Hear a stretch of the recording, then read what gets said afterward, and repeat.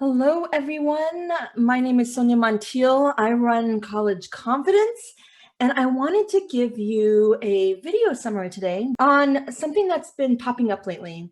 And it usually comes at this time of year. Usually it's January when the second term begins for juniors, and even sometimes for sophomores, our students become really nervous, and it's called testing.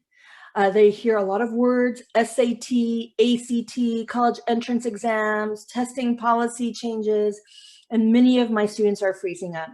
And I wanted to take this time to first, my goal is to break testing culture, because college admissions here in the United States is not dependent on one test score. And I'm going to kind of dissect that a little bit. But students should really feel a sense of control when it comes to their testing plan. So one thing that is a great strategy that's worked for me is, how do we convert the mindset of our teens to make them feel like, hey, you know what? This is just a part of my application. And whether I love testing or not, most of us don't. It's very rare that I hear a student that says, I would love to take a test. But no matter how the relationship is with testing, how do I release myself of this pressure? How do I not get so anxious about testing defining who I am or defining my future? That's so dramatic, right? We don't have to place those expectations on our teens and even the family members. So the first thing I do is, when students are beginning the conversation of, hey, I'm thinking about college, and I'll say it's most appropriate probably that 10th grade year, later 10th grade, like second term, I like to say, you know what? There are some colleges, over 1,000 actually, that don't even require testing. And immediately when I say that, there's like, oh my God, such a relief. There's an exhale. And I have them go to this website. It's called fairtest.org. I'll put it in the link below. Fairtest.org. They highlight every school where they exercise test optional or test blind policies. And briefly, what that means: test optionals are when colleges say, you are not required to submit SAT or ACT, but if you do, we'll consider it as part of your application. And I always guide students to say, well, if the scores enhance your application and help you, then yes, submit it. But if those scores did not help you, you don't have to submit it. Why hurt yourself in an overall application? Especially during COVID times, it's not that it was a decision whether a student had took the test or not, or whether they send the scores or not. They just didn't have access to the tests with canceled test dates, and also just a lack of test centers. So that's a special caveat. And I want to, I do want to recognize that, many colleges are jumping on board with test optional, test blind policies through COVID. But even after COVID is done, before and after, we're still going to see colleges that celebrate test optional, test blind policies, okay? So that's test optional.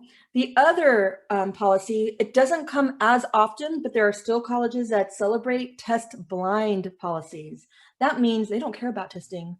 Even if you sent it, they're not going to look at it, right? They are blind to testing. They want to focus on other areas of your application. So first step with students, it's saying, hey, I release you from all the anxiety of testing requirements. Let's look at colleges that don't value that. And that usually sets a seed of just mindset, being more open-minded about testing, right? Students will look at that list and say, okay, that's really cool, I feel better, but I have colleges in mind that I want to apply to based on academic fit, location, or student culture. So I am now willing to look at these colleges and understand what their testing policies are. And just building that open-mindedness is huge in terms of keeping your team close and developing a college plan that is really the best fit for your student. Now, the second thing, show them the list of colleges that are test optional, test blind. The second step is to help your student understand where testing falls in terms of making a college admissions decision. And I'll tell you, it's not from the college admissions people or college counselors that are saying testing is everything. You've got to get this score or else you won't get in. No, it's not coming from the admission side or the college counseling side. It's coming from usually the parents or students, or the friends of students, or the friends of parents. And they're all creating this anxiety that says testing means everything. And it doesn't. Do not spread that stereotype because it's not true in the US. US college admissions, your number one priority in the factors that make a big impact in a decision is the courses that you're taking, the rigor of those courses, and the grades that you're getting. And all of that academic story is told on your high school transcript. So that high school transcript is the most important thing that you should be focusing on, right? So you've got your courses, you've got your rigor, and then perhaps if colleges do consider testing, then testing kind of supplements that academic profile. So overall, a college is just trying to predict how well you can succeed in their college courses once you're admitted, because they want to make sure you stay there, right? And the only way that you can stay there is predicting, do you have the stamina, the endurance, the resilience, the persistence, tenacity, all of those drives, the grit to last 4 years of a college curriculum. And the only evidence they have of that is through the transcript and perhaps testing. So the third thing and the last thing is please just slow down the pace of college planning. I am like on this train to change the culture of college bound by starting earlier. And what I mean by starting earlier, it's we're not building a test earlier, but we're having conversations about it earlier. So teens can feel like they're in control. They're not reacting to these requirements. They don't feel unprepared because we've dissected requirements. We've helped students say, well, where are you in this point? Where are you in finding this college fit? Where are you in terms of being ready for this requirement? So starting early, and I'll pick on testing because I am focusing on test anxiety, is usually like a second term of 10th grade, and they start to kind of get curious about colleges. They can say, well, okay, testing. Yeah, I guess it is going to be part of my life based on some of the colleges I'm thinking about. What can I do about it? Now, the first thing is you only should pick one test, SAT or ACT. Do not have your student take both for a long period of time. There are great mock exam platforms online or at your local tutoring centers, test prep centers. There's books and guides with full practice mock exams. Have your student take one each, SAT or ACT.